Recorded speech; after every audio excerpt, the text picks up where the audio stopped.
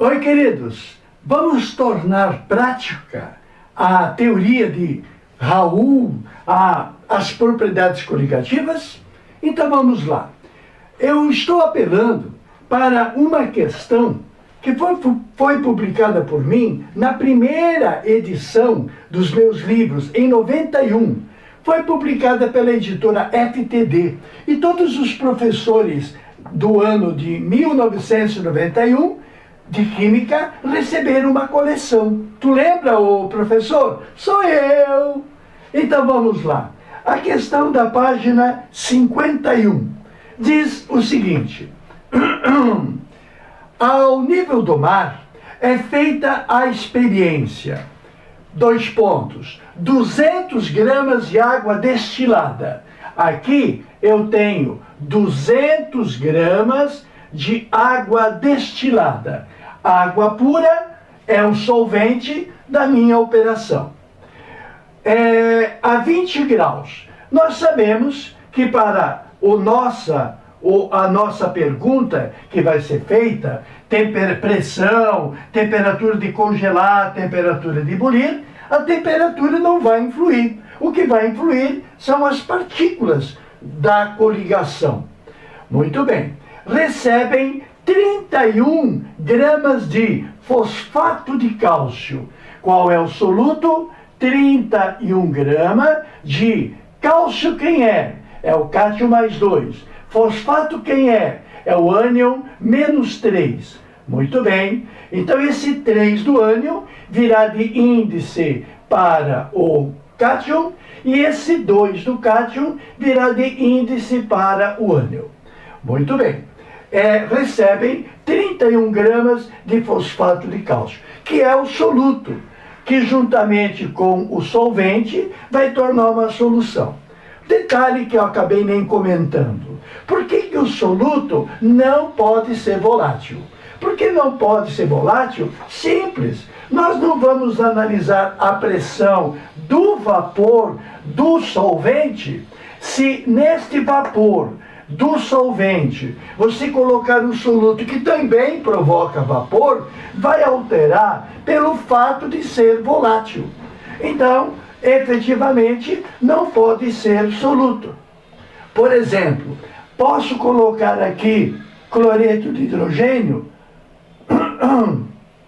Eu não posso colocar, por exemplo, cloreto de hidrogênio porque ele é gasoso. Ele só é ácido depois que estiver dentro d'água.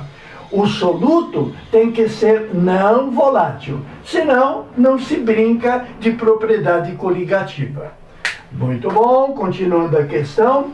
Sabendo-se as constantes. Bem, a constante tonoscópica é o mol da água dividido por 1000. A constante crioscópica da água fornecida no problema é 1,86 graus. A constante crioscópica, que tem a ver com o calor latente de fusão, na formulazinha vai me dar esse valor. E esse valor é dado, ninguém vai decorar uma constante.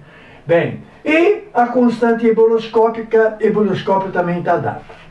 Bem, então vamos lá. Temos aí um solvente, que é água, em 200 graus.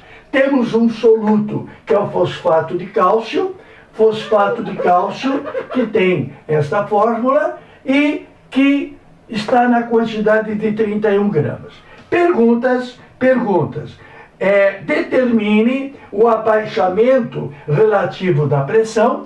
Eu quero saber qual é o abaixamento da pressão relativa à pressão. Não me foi dada qual é a pressão do vapor d'água na temperatura de 20 graus. Podia ser dado. Nós sabemos qual é a pressão máxima de vapor a 100 graus e numa pressão de 1 atmosfera. Qual é a pressão máxima do vapor a 100 graus a 1 atmosfera de pressão? Será 760 milímetros de mercúrio, que é justamente a pressão de baixo para cima, vencendo a pressão de cima para baixo. É a ebulição.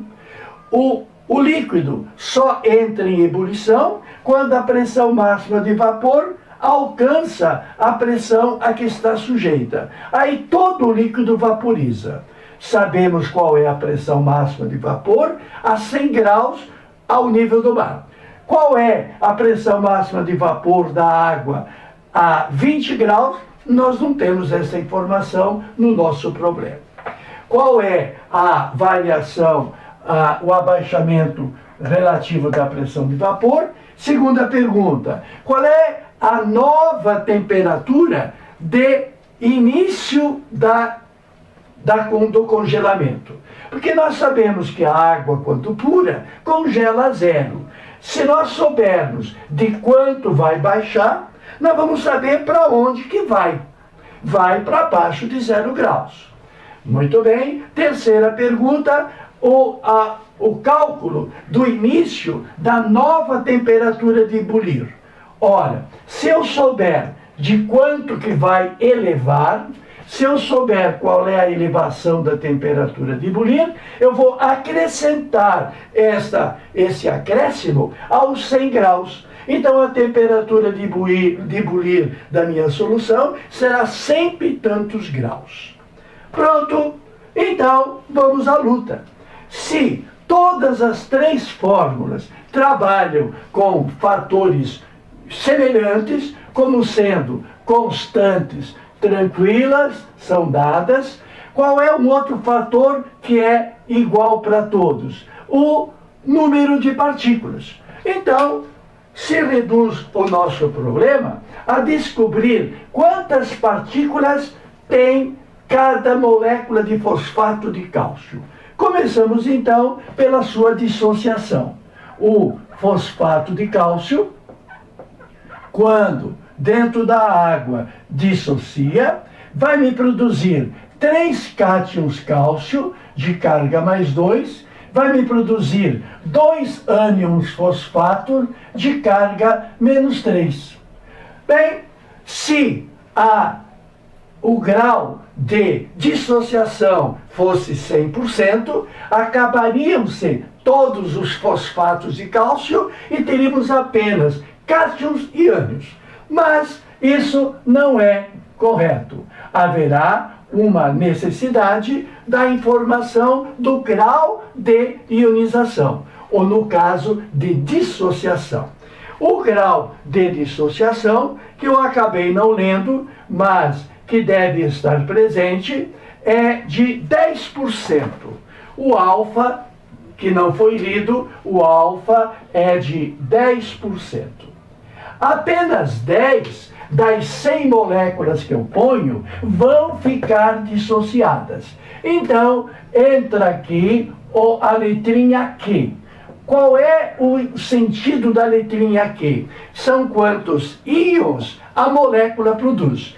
Cada uma molécula de fosfato de cálcio me produz 5 partículas, mas que não é o valor I. O valor I, que é a correção estabelecida por Van 't Hoff, terá que ser levada em consideração que apenas 10% ficam dissociadas. E a fórmula, engraçada até, é alfa que multiplica o Q menos 1 mais 1. Já comentamos que não podemos mudar nada. Nada de cancelar o impossível. Então, substituindo os seus valores, o alfa de 10%, 10 sobre 100, corresponde naturalmente a 0,1, multiplicado pelo Q, que são 5, menos 1 da fórmula, mais 1 da fórmula. Isso então vai me dar 4 multiplicado por 0,1 dá 0,4. Mais 1, 1,4. Pronto. Então, nas 3 perguntas, daremos a resposta utilizando o mesmo I, o fator de correção de Van 't Hoff, que é fundamental. Cada molécula corresponde a 1,4 moléculas, digamos assim. Uma molécula corresponde a 1,4 votos naquela coligação. o poder de voto é 1,4, percebe que esse 1,4 é adimensional. É o número de partículas que vão influir no abaixamento da pressão, no abaixamento da temperatura de congelar e na elevação da temperatura de ebulir. Outro fator fundamental é a concentração. Então vamos lá. O fator número 2 é a concentração, que vai me dar pelo fato de eu ter colocado dentro dos 200 gramas de água, ter colocado 31 gramas de fosfato de cálcio. Concentração que se preze é um quociente. A quantidade que eu coloquei, que é a quantidade do soluto, não pela quantidade de solvente, mas pela quantidade de solução. A quantidade de soluto em mol será dada a partir da massa que me foi informada. Esta massa dada vai ser transformada na unidade que eu desejo. A quantidade de soluto eu vou querer em mol, porque a unidade será molaridade. Muito bem. Então, para eliminar o grama e chegar no mol, vou precisar a massa dessa molécula. O fosfato de cálcio, que tem 3 cálcios que pesam 40, que tem 2 fósforos que pesam 31, que tem 8 oxigênios que pesam 16, somando tudo vai te dar 310. Se 310 unidades é a massa molecular, eu posso então determinar que 1 mol corresponda a 310 gramas. Muito bem.